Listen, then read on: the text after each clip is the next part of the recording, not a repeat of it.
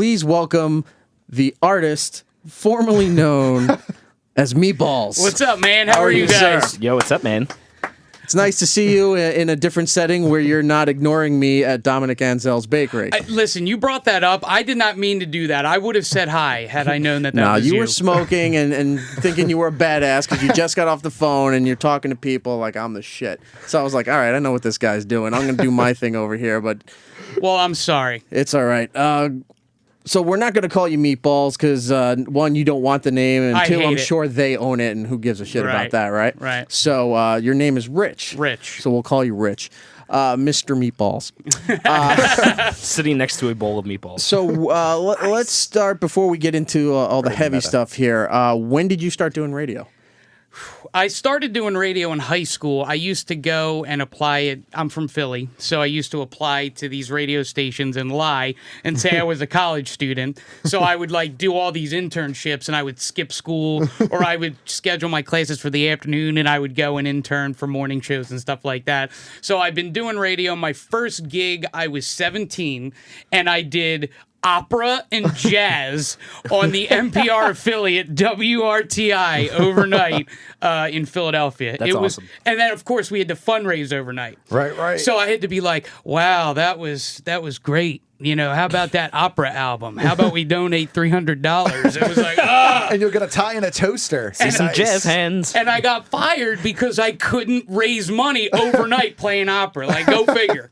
So that was my That's first. the audience. That was my first radio gig. Well, had you listened to what the consultant told you, you would have been a success. Yes. That seems to be the way terrestrial goes nowadays. So you get fired from this job, and where do you go? Danny Bonaducci, when he was on WISP. In Philly, okay. In Philadelphia. And then I started out as an intern because I actually was in my first year of college at that time. And then, you know, I started doing crazy stuff with him, and Gibbons is the guy, I guess. And then I started, going out and, like I said, interning at all these places. Got on CHIO on 96.5 there for a little bit. And then I went through school. And then I moved to Missouri, which was hell. Oh, I'm sorry. Listen, no, for the people who live in Missouri that are listening, you're great, but it's just not for me. Okay, I don't want to alienate anybody. Sure. But it was just a bad experience, and I did news talk, and I did a morning show, and I was the news director, and I was 20. Wow. So I would do the news. I was in charge of this little 3-man. Can I point out for people, that doesn't mean that you were so amazingly talented that they decided to give you everything. It means they had a budget that nobody would accept, and this kid, $19,000 is what I made. This kid will do all this work of 4 or 5 different people for next to nothing. Right, I was not a prodigy, but they were like, "We'll give you $19,000. You have a morning show." I was like, "Morning show, great!" And then they were like, "Well, how about you do news?" And they're like, "You're in charge of 3 people." And I was like, "Really?" They were like, "Yeah." And so I did that, and then I was working 16 hours a day for $19,000. Oh no! Yeah, so that was terrible. I ended up leaving there. I was like, "No way." Yeah, fuck that. Yep. And then I went to Delaware, and then I did. Hi, I'm in Delaware. I went to Delaware, and it was another news talk station, and I was a co-host on an afternoon show, plus I did a news anchoring thing, and then I would fill in on all the other stations. Right. And then after that, I did a radio show in Philly on WFYL, and then I did traffic, to sort of supplement my income, and then I saw an ad on All Access. This is PLJ. All Access is a website for the trade in the industry of radio, where they write nonsense stories about this guy celebrates 30 years spinning the hits in Iowa and somebody's birthday, and oh, by the way, there's maybe a job open somewhere. Right. So I go on this website, I see that this job is posted, and I distinctly remember the title because it said, "Can you bring home the boo-boo in the #1 market in America?" What is the boo-boo? I don't know, but I said, whoa, the boo-boo, I can do the boo-boo because I've done everything else. Yeah, sure. And so I read the art. It was a 2-page long thing, and I was like, you know what? My dream is to do mornings in New York. That's all I've ever wanted to do. Right. Let me give it a go. I applied, didn't think nothing of it. 3 weeks later, I'm sitting at Wendy's fighting. Hold on. You applied. Was it just like an anonymous Gmail account that you had to apply to, or did you have to send your stuff to somebody or an agent or a consultant? Believe it or not, it wasn't a consultant. I think it went to the EP, Joe, who had a dummy account on a Yahoo. He had a Yahoo dummy account. So you knew what station it was, or it was still... No, okay. No, yeah, it was, Had you known, would you have applied? Yeah, I think I would have, because I didn't know, again, because I'm not from New York. Right. So I didn't know as much about Scott and Todd or anything. You got to look at it from my perspective. At the time, I was 23, and I was like, gosh, this is a #1 market. It's mornings. It's on air.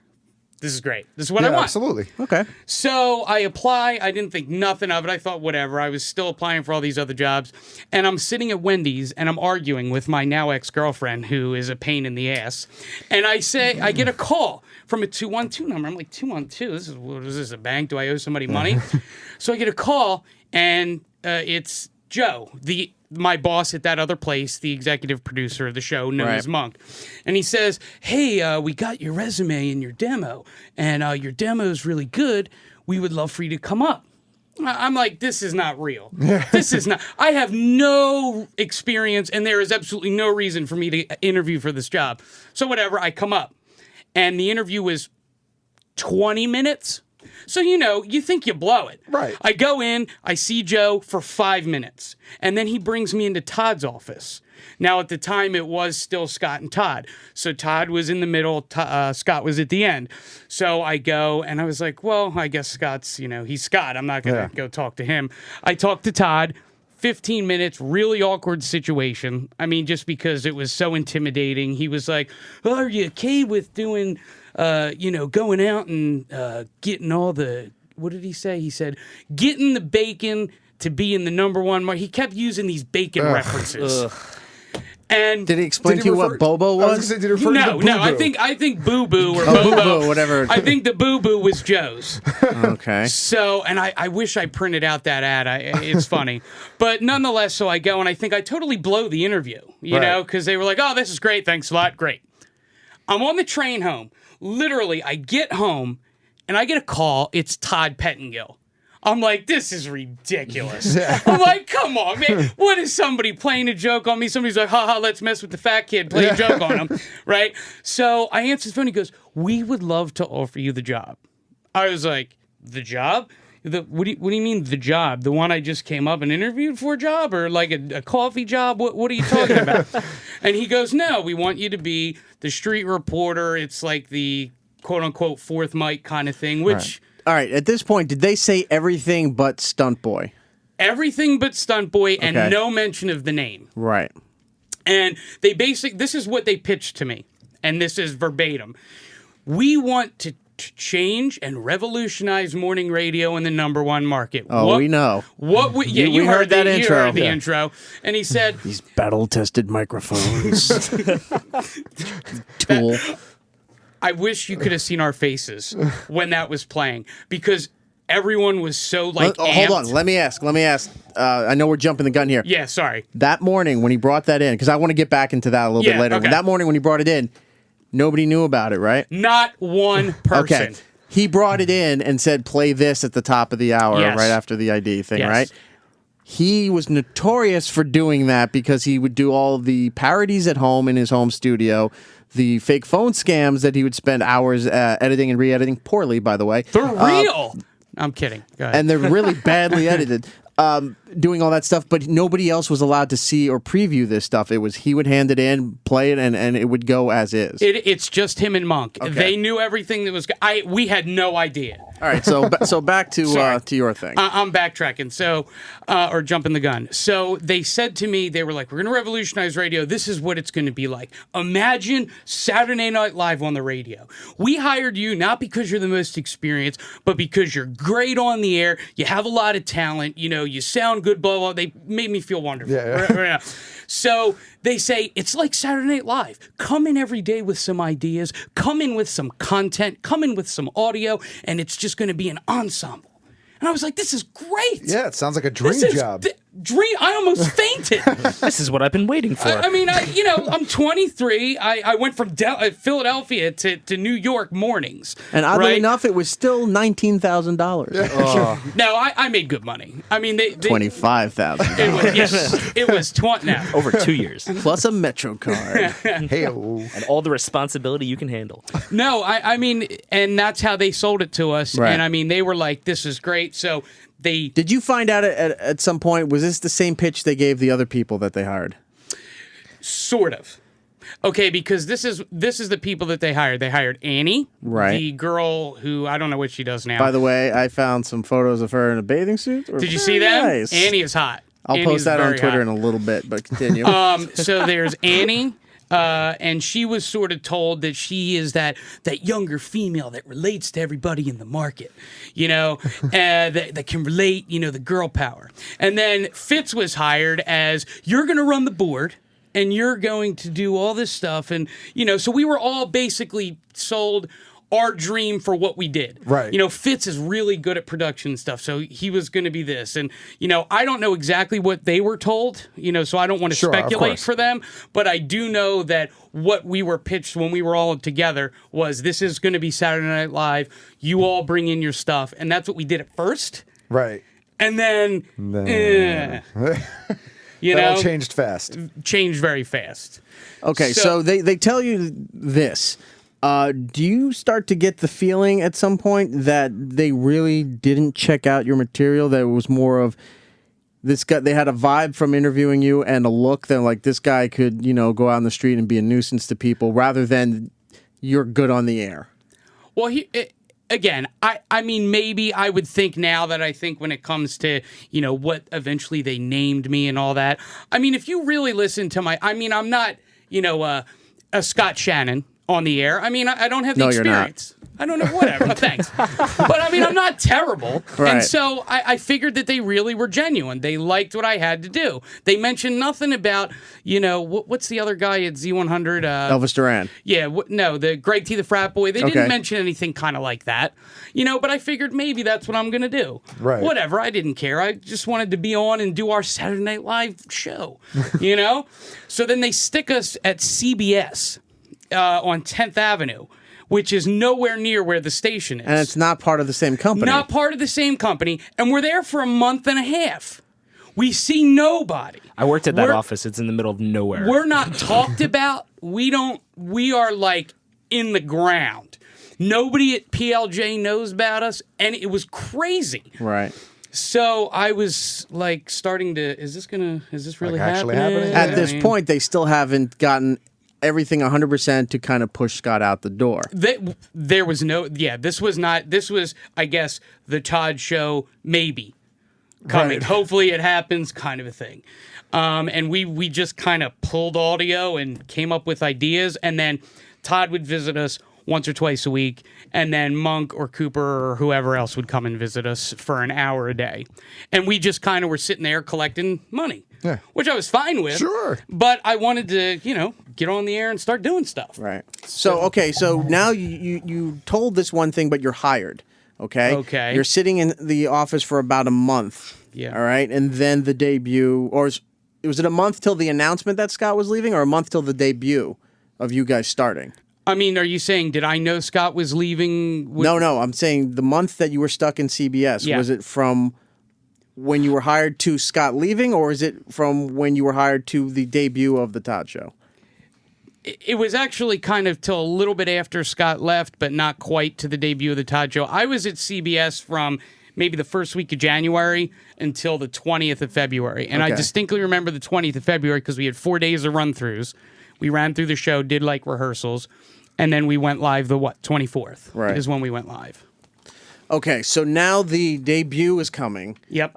They're on vacation. Scott had left. We had talked to him at this point. Yes. And I don't think he announced when he talked to us that he was going to CBS, but I think we knew Right. But it wasn't official yet. Everyone thought he was either going to OR or CBS. WOR or CBS was, I think, that where we thought he was going. OR, from everywhere else in the world that's not in New York. I know this is a very local story, but it translates to, this channel and the Opie and Jimmy show and Opie and Anthony, what have you. WOR was an AM talker in New York. WCBS FM is the classic hit station where Scott is now. So the debut is coming. Right. When did you find out they're naming you Meatballs? I'll never forget. Okay. So we were after our second day of practices. I guess it would have been the 21st of February. We went to lunch. I forget the name of the restaurant. It was like an Irish pub. Right. All right.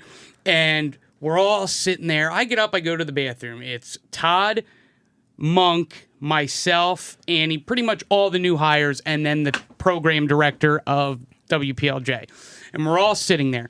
I get up, I go to the bathroom, and then there's sort of like this kind of like chuckle between Todd and the Monk and the program director. Guy, yeah. And I look at them, and they were like, should we tell him? Should we tell him? Should we tell him? And I go, tell me what? You got to tell me. Yeah. Well, what, is this a joke? Are we all not hired? And then everybody thought they were talking to them. You know, and I knew they were talking to me because they were looking at me and giving me that smirky look. Yeah, that dirty SOB look. Yeah. Oh, I hate that. I hate you. We're gonna make you look stupid. We look. got something in the works for you. Right. Look. So they go, and on top of it all, then they talk about what their dream is for the show again for me, and then they go, and I think that you are Meatballs, and I go, Who told you this? Todd. Now he goes, I think you are Meatballs. And he does this Meatballs thing. And then Joe starts laughing. And it was one of those things where it was really awkward. So pretend, if something really awkward happened and all of us are sort of like, Can I point out this there? He's thinking it's a cute hack radio name. I hated it. Right. Obviously you hated it, and this isn't a shot at you, but you're not the most svelte person. No, I never pretended Did you to be. realize that this was his fat joke? Of course. I'm not dumb. He's not dumb. We've all been called Meatball at some point. I don't Like, know. it's I'm just asking I there. mean, well, what did you think? I said Meatballs. I guess that must mean I'm a good cook. No, I knew what it meant. I didn't know if you were out to dinner and he thought, I ate he spilt the meatballs. meatballs. Let's call it because that's No, it was his train of way of thought. saying fat ass on the show. Fat, stupid guy doing fat, stupid stuff on the show. That was his way of saying it. I did not know about the Meatballs thing. And to be honest with you, looking back, if I knew about the Meatballs thing, I probably wouldn't have taken the job unless they changed the name. right. Right. As much as it was a dream come true and I wanted So everything. this is just like a mere few days. 2 before, days. 2 days before you go on the air. And I feel like 2 or 3 days. Don't quote me because I don't want there to be. It was 3 or 4. It was a very short time. So I feel this kick I'm in the pit of my stomach. Yeah. And I'm so upset because I'm embarrassed because I have all my family, all my friends, everybody from college, all these people, who I'm so proud. Oh, I made it to New York. Can you believe it? Right. And I'm going to go on the air as fat, stupid, dorky, loser Meatballs who does stupid crap. And again, I mean, it was terrible. So I was just mortified. And then, I'd have to go and introduce myself as Meatballs, and he would only introduce me to people as Meatballs on and off the air. And it just, to me, it was mortifying. I was mortified. And I know I'm not the skinniest guy in the world, and not, whatever, but, I would have felt better if he was like, hey, this is fat ass. Hey, this is fat ass. You know what I mean? Let's send fat ass out. Yeah, Meatball there's something really degrading about it. Yeah, it's really just kind of fucked up. Yeah. I hate, and it was meant to be, in my opinion, it was meant to be like, you need to know that you're this dumb fat person. Right. And that's sort of, and I hated it. I went along with it because I was already there. I already signed a lease on an apartment. Right. You're collecting a paycheck still. I'm collecting a paycheck, and I said, let me just get through it. Right. Maybe if I can show that I can bring content to the show, Right. they might be like, oh, he can bring content. Because half the stuff I did, I can do more than go out and take my shirt off and stand in front of Robin Thicke and say, leave Paula Patton alone. Right. Or stand there at the Dominique Ansel and scream. whatever. It's fine. I mean, that's just what it was. Okay, the night before this is all going on, all this is through your head. What do you expect that you're going to be doing the next day? Are you okay? The night before, I can't name, imagine that you're sleeping. I mean, this is a great opportunity, despite the the shitty moniker that they're giving you. But you're in New York City and on a station that's been around this city for what 40, 50 years. It was weird. It was a double-edged sword. The night before the show premiered, like I said, I didn't sleep. I was getting up at 1:50 anyway because I had to take the subway in and I had to be there at 2:30. And we had to be there early, cutting up all this audio. I was like happy and sad because I was like, I'm so grateful. And despite everything, I'm still very grateful to Todd and people at PLJ and John Fox and Monk and all these people because whether they just thought I was a dumb fat ass or not, they still gave me a chance. Mm-hmm. And guess what? That looks great on a resume. I don't care. Yeah. So thank you. So I was conflicted. I was like, wow, they believe in me maybe? They like what I can do or not? Right, I'm a fat ass idiot or they think I'm talented? I guess, and I just put it behind me. I talked to my mom. I was near tears. I was. It was like 12:30. I had to go to work in like an hour and 10 minutes. And she's like, dude, you're 23. This isn't your final career stop. Just do it. Grin and bear it. And every day, man, I mean, I rolled out of there at 10:30 just so I didn't want to be around it. And I just went out and, I came up with segments and then, most of them were shot down or, and then they would be like, well, why don't you go to the Pampers Festival? And, so then I would go do stuff like that. Okay. Show's debuting that morning. You said nobody was aware that he had that intro. Maybe Monk was. I don't want to say that. I'm sure Monk was. I'll say the rest of you doesn't Correct. seem to be aware. So you're all in studio, right? Mm-hmm. 6 a.m. hits. Mm-hmm. Legal ID hits. That abomination comes on. Tell me, you're reading the room. What are you seeing? Okay, I am speechless. My mouth is sort of open. And again, I don't want to give the opinion or give off to my new boss that I think this is ridiculous. So it was that uncomfortable feeling. Yeah. Everybody was in the room with the exception of Todd. This is what Todd was doing. Todd was like, he was like into it. He was listening. His eyes were closed. And then the rest of us, we were sort of just like, my boss is a douchebag. And what did I do? Because it was, what was it, 2 minutes? Yeah, something? It was about 2 minutes, yeah. And I mean, my friend texted me who was listening, and he said, are you serious? Are you effing serious is what he said. And then he blocked you. No, but I mean, I just was... Only your intro is longer, Erik. Well, that was a retrospective of everything on the channel. I wasn't saying how great I am for 2 minutes. Although now, next week... It was bizarre because, again, it's one of those things where you're conflicted. Do you alienate your new boss and all of your coworkers by saying, hey, that was ridiculous? Or do you kind of just go, all right, sort of like the Meatballs thing, I'm grateful. And I always took that approach. Even when I got angry, I always went, you know what? Todd Pettengill did something for me no one else in the world did. I'm just going to shut my mouth and be grateful. Okay. That whole uncomfortableness goes on. Then after that, I remember he introduces very quickly everybody that's new on the staff because, God forbid you don't hit traffic in music and play.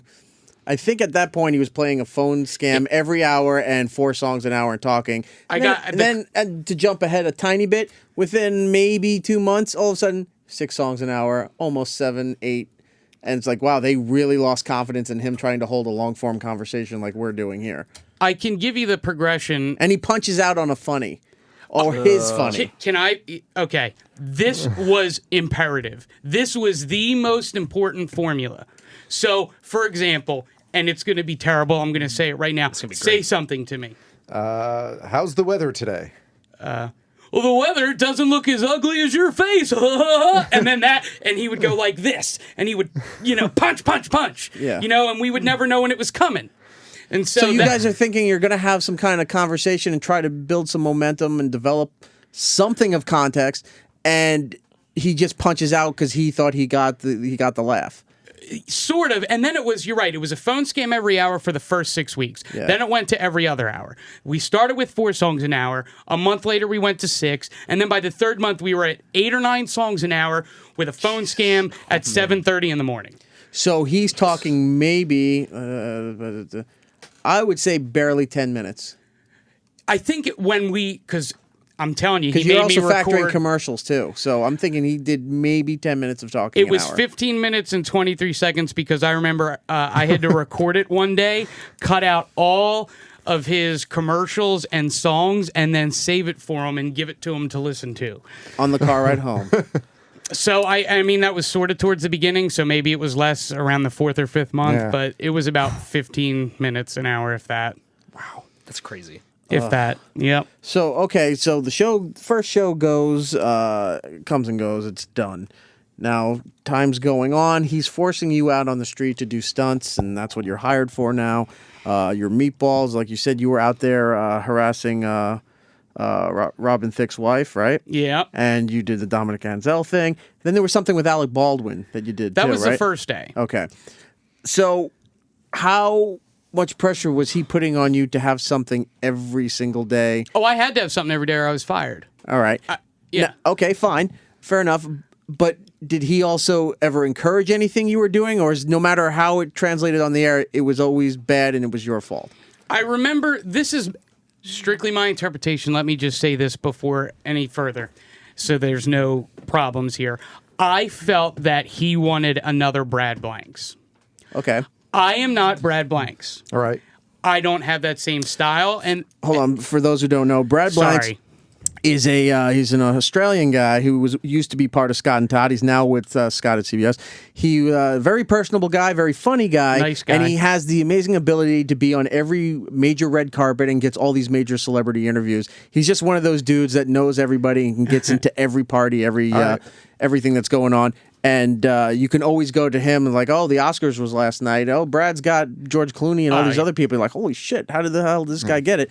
But that's what this guy did. So he's expecting you to have that same kind of access. And I don't even know if it was the access, but I think, and again, for those of you who aren't familiar, Brad Blanks would interview big stars like Erik said, but it would be awkward interviews. So it'd be like, your hair is nice today. And it would just be really weird. And it would be funny. It would come across funny because of the timing. Okay. And I guess he sort of wanted that, but then I would get pulled into his office and he would say that he doesn't want that. And then I would bring in something that's me. And then he would say, that's terrible. And then it would just be, I never got it right. There were 3 things that I did throughout my whole thing there that he liked.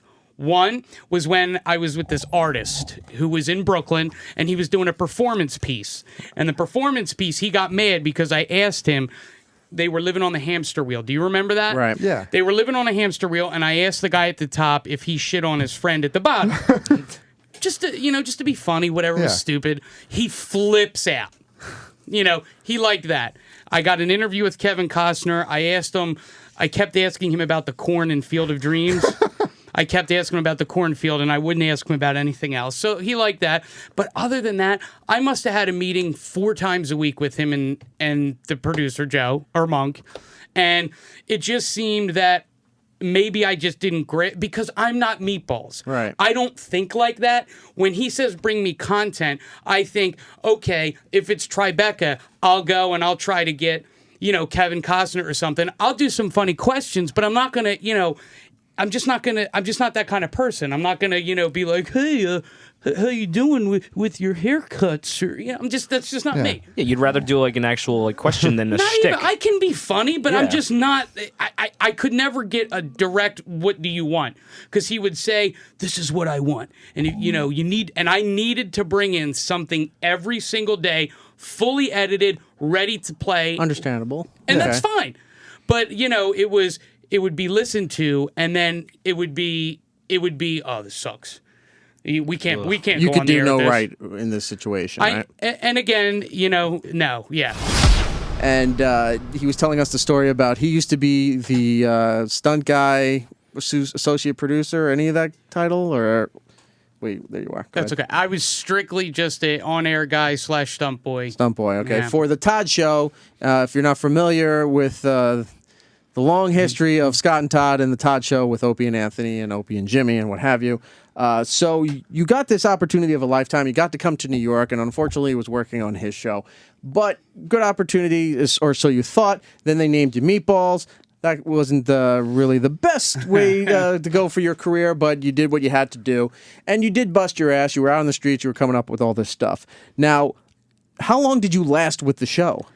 I guess it would have been the end of December till the end of August. So, what, 9.5 months or so? Okay. About that. So you run that time period here. Why were you fired? Were you let go? What were they telling you? The typical radio firing, I guess, and I didn't understand it at the time. And for those of you who aren't familiar with the New York radio, I mean, that show's changed a lot. Right. And so I guess that was the beginning of the changes for what it is now. But I guess I'll never forget it, too. I left after the show, and it was actually a show I did a good segment, and I was downstairs, I was smoking a cigarette, I was at Dunkin' Donuts, and I get a call, and I never get a call from the PD. He called me and said, "Hey, can you come back up here for a minute?" I was like, that's weird. Uh-oh. I'm either going to get fired or promoted, probably fired. So then I go into, and I'm talking, like the market manager, the vice president of Cumulus, and the PD, and of course, Todd and Joe were not in the meeting. Of course, when they let me go. No blood on their hands. So they just said, "Hey, this is we're going to go in a different direction. We're kind of eliminating the position. It's not, working out." What the excuse was I did a segment where I got in a argument with a cab driver, and they said that the cab driver called and complained about me. Now, I don't know if the cab driver ever did call and complain about me. I don't think so, because I did get unemployment. So I think that was just get out. They knew I wasn't going to argue with them or anything like that. Right, just an excuse. But, when I walk out of the building with a lease still for another couple months at, over $1,000 a month and no job. So not even a payoff thing, like a severance package? I got a little severance, but nothing. I paid 2 months of rent, and then luckily my landlord was being real cool, understood, and listened to the show, and was like, "Dude, it's fine. Just give me 2 months rent." Which so they blamed it that there was a complaint. That's why you were let go. I guess on paper, that's what, if you look at it, that's what it is. But they said something about the direction. So whether it was the cab driver, but I know it wasn't the cab driver because. You're there, you're behind the scenes. What did you think it was as you were there for like 9 months? You saw that this thing was not working out. Todd thought he could take the front seat and run, but pretty much what he did was where the way Scott does radio, he sits here and then throws it around the room to get it. Like, he'll bring the story, he'll control the ship, throws it around to get reactions and stories from everybody else. Where Todd wanted that position, but he did the reverse, where he was sitting there and it's like, all right, you guys all bring up stuff to me and I'll hit the punchline and hit the sweeper and then we're out. And those conversations never lasted more. I would say you were lucky if you got to, you never hit 5 minutes close, ever. Unless it was one of my segments where we played a recording. Right. Yeah. So what do you think was the reasoning for the firing? Because it wasn't just you; it was other people who got let go too, right? Right. Now it was me first. Right. In my personal opinion, I know that I didn't gel with the character of Meatballs. Right. That's just not who I am. Right. And I think that I'm really bad at going out and pretending to be a big fat idiot and a buffoon and doing stupid stuff. I don't think that way. So I'd come in with content, a good, a segment of this or that, and it just wasn't, I just don't think they liked me. I think they hired me thinking I was going to be a great, stupid, idiot, fat version of Brad Blanks, and I wasn't.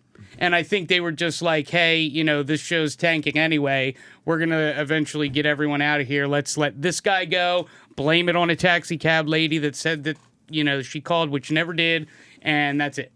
Now, so that's my opinion. So did you ever get the sense that there were rumblings in the hallways and stuff that this Todd Show thing was a big fucking disaster? You know what? Cumulus is really good at keeping up appearances. I mean, everyone was gung-ho.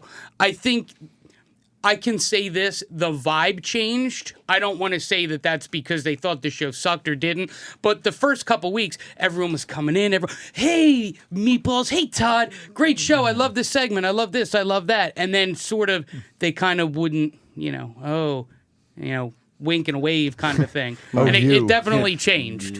You know, it would be if, like, one of us got into an argument and I came on, hey, you know what I mean? So that's kind of what happened. Let me ask you about the first ratings book that came out then, because we were all over it when that happened. Let me just say this. I know, and for those of you who were wondering, yes, we all knew, and we all got all the messages and pictures, including Todd. We all got them. We all saw them. From the Opie and the Jimmy pictures listeners. And all that. Yeah, all the Opie and Jimmy listeners. We got them all. Don't think we didn't say them. Even though we didn't acknowledge them, we saw them. Right. All of them. How did he react to this? Because I know his personality, and I can't imagine that he just said, ignore it and let's just keep doing the show. I don't want to speak for Todd, but my impression of how he took this, I think it bothered him, but I think he was more concerned with trying to right this ship that was just going down. Okay. To the point where, I mean, we have a social media director, so he just took Twitter and all that off his phone, and he just didn't look at it. And I will admit this. I would come in and go, oh, did you see this picture? Did you see? Look. Or I would go, oh, do you remember when I did this? That guy's and you penis put was huge. with all the dick pics, I would say, hey, Todd, look what they did to me. And then I would accidentally flip through and I'd be like, oh, sorry. You know what I mean? So ISIS wearing a Todd shirt. He would see it, and then the Scott thing really bothered him, I think. About the team Scott and the, Because we took Scott's side when we realized what he was doing? That I think that hurt him because I guess he didn't want to be known. And again, this is my interpretation. I guess he just thought that he was looked at as a villain, and I think it did bother him a lot. That's just my interpretation, though. Okay. So all this is going on. The ratings aren't doing well. We're constantly checking in on seeing how they were doing. I think once or twice we were checking on some of the bits that you did. And then out of nowhere, I started hearing from people that I know in the radio industry that there's going to be some kind of shakeup. And when I started hearing that is all the same time when we found out that you were fired or let go or however they want to put it, right? So we were hearing these rumblings, and then going into the Christmas break for everybody, all the stations were taking like 2 weeks off. We found out about Jade. Right. So Jade's being hired because Cooper's gone. Yeah. What happened to her? All I know is, and I texted her. Was she let go, or did she leave on her own accord? I'll say this. I texted Cooper. I said, hey, Coop, what happened? And this was her exact text to me. I didn't leave Cumulus, but I left to pursue other aspects. So what they did is she had a contract. They can't let her go. So she's doing other stuff for Cumulus. She's filling in on ABC. She's doing the Cooper Lawrence show. They were like, this isn't the right move. Like, you're not the right fit for this show anymore. And now, I wasn't there when that happened, but just based on what, I said to her, I think she's pursuing other opportunities within Cumulus. That's all I know. I know she's still getting a paycheck, put it that way. Okay. So she's taken care of, but they move her off of there. You're let go. There's a gentleman named Fitz. Was he let go around the same time, or is he still there? No, he's gone. He's gone too. Okay, so all this is happening, and it just seemed, for the public, out of nowhere, all right? But for people in the industry, we knew that this is crashing and burning. This isn't working well. The hiring of Jade now, because now it's the Todd and Jade show, was this forced upon him? Do you know this? Or was he really thinking that he needed a different co-host? Because I can't imagine. I have to think of how to answer this question without... Okay, what do you think happened? Like you said, are you asking me if he said, oh, I think Jade will be the person that brings this show together? I'll tell you this is just my... idea of what might have happened. All right, and I'm not going to say yes or no. I'll give you a thumbs up or thumbs down. Okay. They tried this experiment. Okay. It wasn't going the way that they hoped. They spent a lot of money. They were also doing a cash prize giveaway, like thousands of dollars. It was $1,500 a day. All right, right, for a long period of time, much longer than most radio 3 stunting months. goes. Right. Oh shit! We paid a lot people of money $1,500 a day for to 3 listen months. in. Yeah. Wow. This isn't going the way more that than they were paying you. Yes, it was. It was. Yeah, it was. You should have been calling in. It wasn't going the way they hoped. They realized they spent so much money, and they couldn't throw enough money at it to fix this problem here. So they started thinking, we got to restructure. We got to let some people go. They moved some people off, and then they started to realize that he's not strong enough to hold the brand himself, and the audience isn't there to support him as a solo host. As Scott and Todd, they were around for 20 plus years, and even though the ratings would fluctuate depending, They were 10, right, solid 10. like there, they billed enormously. That's why they never were taken off the air, because they brought in so much money that it didn't matter where the ratings were. They were very bankable, and they got everything. And all the sponsors that most radio shows and radio stations don't get, like they had McDonald's, they had Disney, all the what are they called, blue chip stocks and stuff like that, Coca-Cola, they had that. And that was a very unique situation. He couldn't hold that. The company, I'm thinking, started to realize, we tried, this isn't working, we don't see him being here for the long run. Let's try to merge somebody else into this show here to try to give it one last chance of life. And if it doesn't work, maybe the other person coming in will be the person we switch to. This is my thought. And again, this is not from anyone at PLJ or anyone that I know there. I think that that's probably pretty accurate. I think that, and I know that, Todd is a great number 2. Todd... He is a big number 2. Todd has talent. I mean, you don't stay in New York, whether you like him or not. He's been in New York for 25 years. That's hard. Believe me, it's hard. He just, in my opinion, this is just me, I don't think he ever was built to be a host. And I think that what he envisioned was this thing where we all said, hey, Todd, so did you hear about this guy who, got this hat and he lit it on fire and did this? And then he would say something funny and we would be out. And that's sort of what he did with Scott. Scott did the thing, steered the ship, and he kind of just said something funny every once in a while. I think he hit thought that doorbell sound effect. Or he said all these weird words and these weird names of people, in the phone scams and stuff. And that was him. Oh, wait, real quick. Was he aware of how much we were trashing him for stealing the Jerky Boys voice and all those dumb names where Jim started doing Todd impressions? He knows. He's heard everything. Oh, good. He's heard everything. And he'll hear this on Monday. And again, that's fine, and there's no ill will towards him. It's just my interpretation. He brought me to New York. That's more than anyone else did. That's fair. And I don't think that what he wants is...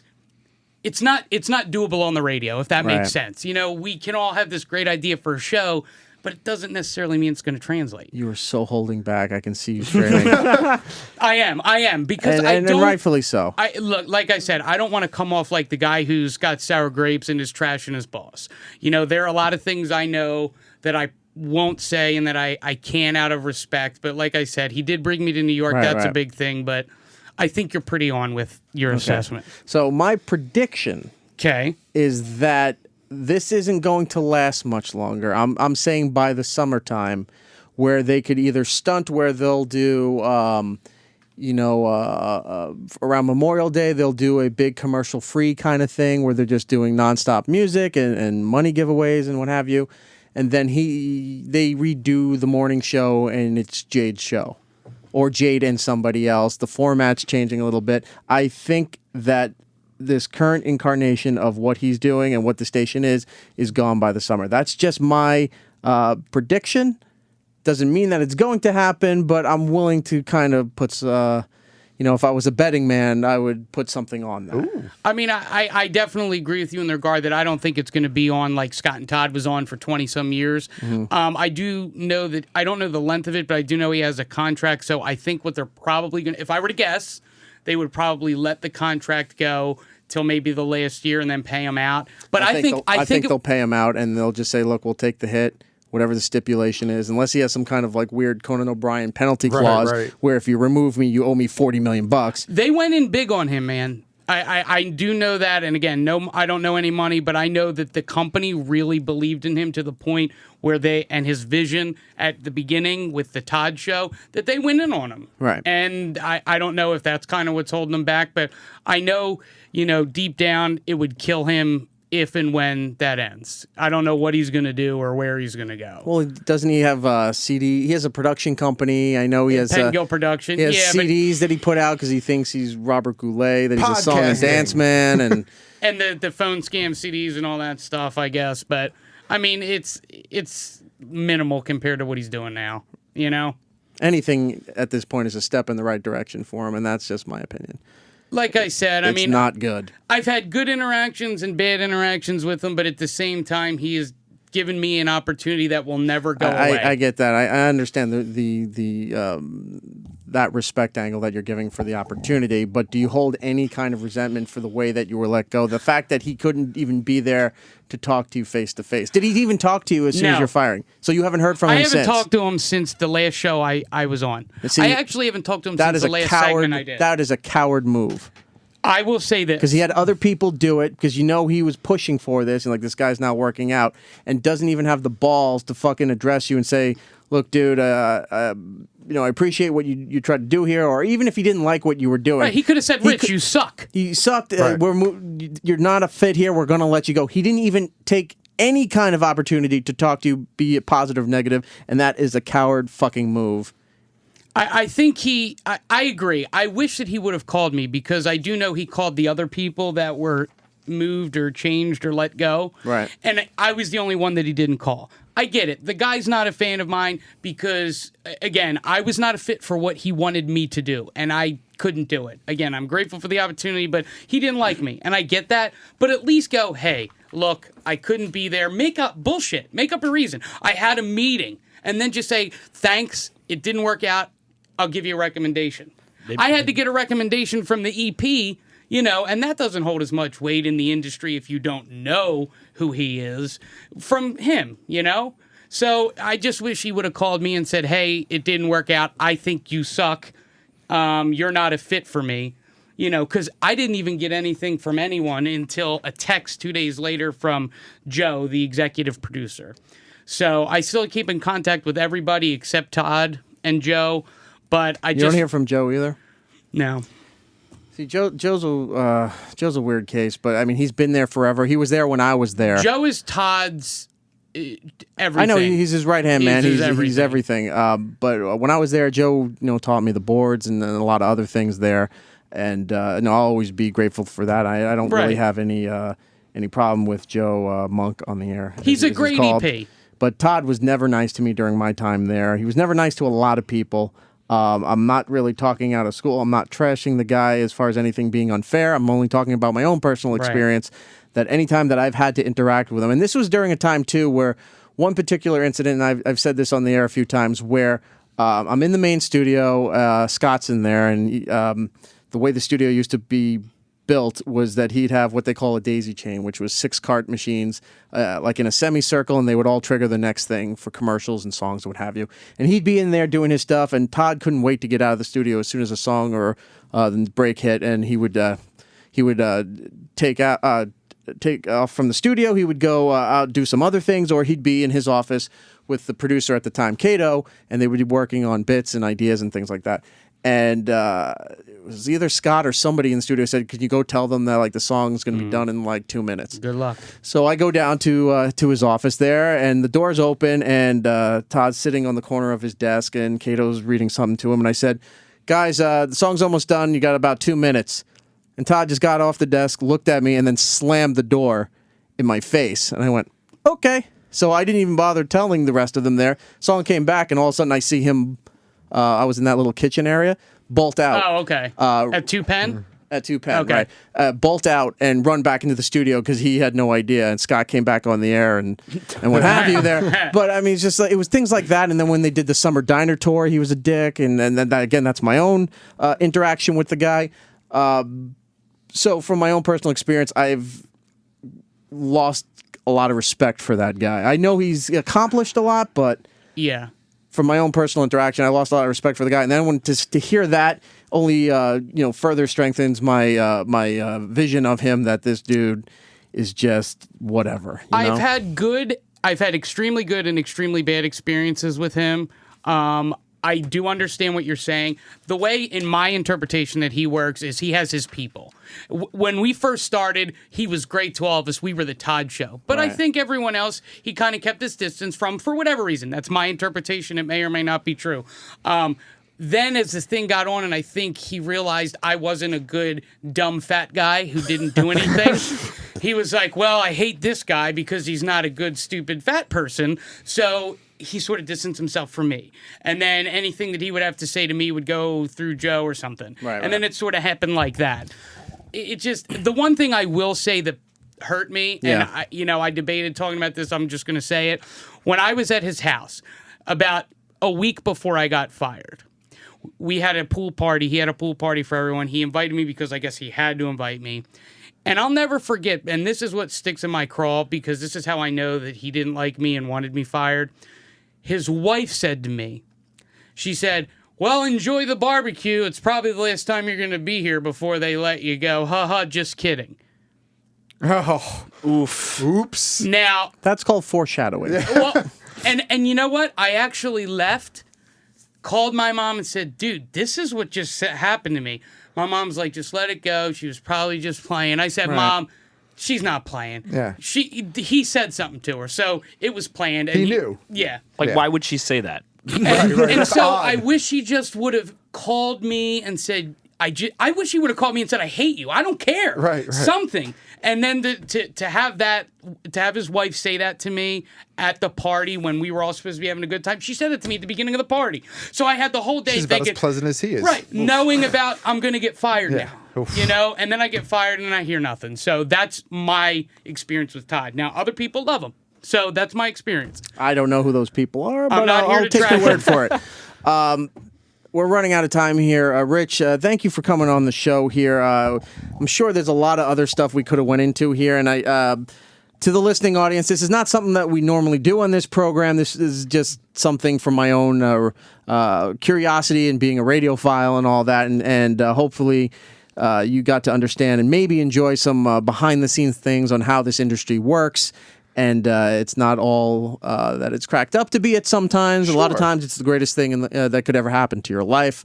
But thank you for telling me your story as much as you could about the thanks whole for having me. Meatballs dilemma. You have another gig now? Or are you looking or what? No, I mean, I'm still looking. I got an email from a couple consultants, so I had to turn down a couple jobs, but I'm still looking. You know, I guess I have the high hope that one day I'll get back to New York, but I doubt it. Where are you on Twitter? What's your address? It's Rich McLean 929. Spell McLean for everybody. MCCLAIN 929. All one word. Rich McLean 929. Okay, so if you want to talk to the artist formerly known as Meatballs, real name Rich, you can reach him out there on Twitter and say hi and what have you. I'm sure he has other people. I'm seeing Twitter here. People are asking everything between like his personal life, which we're not going to get into. But then somebody's asking what kind of cologne Todd wears. Why? I don't know why that's important. But what Versace Blue Jean. Of course it is. Wow. Anyway, so thank you so much, man. We'll definitely talk to you down the road at some point and get an update of what you're doing. And best of luck to you. Thanks so much.